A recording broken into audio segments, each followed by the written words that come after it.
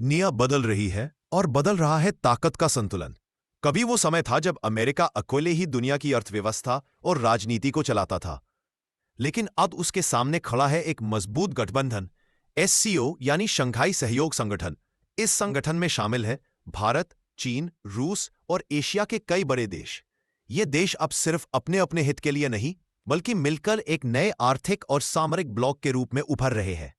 America की सबसे बड़ी ताकत रही है उसका डॉलर और उसकी टैरिफ पॉलिसी, लेकिन एससीओ देश धीरे धीरे उस खेल को बदल रहे हैं।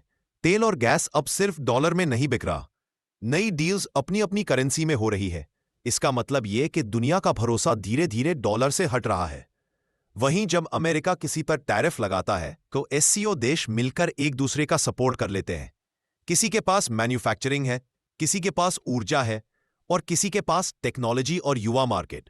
ये कॉम्बिनेशन इतना मजबूत है कि अकेला अमेरिका उसे रोक नहीं पा रहा। आज हालात ये है कि एससीओ की आबादी और मार्केट अकेले अमेरिका से कई गुना बड़ा है।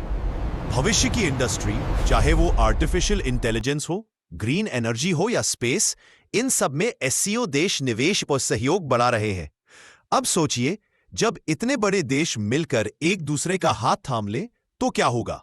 अमेरिका चाहे जितने भी टैरिफ और सैंक्शन लगाए, उसका असर सीमित रह जाएगा, क्योंकि इस बार सामने कोई एक देश नहीं बल्कि पूरा एक गठबंधन है, एससीओ।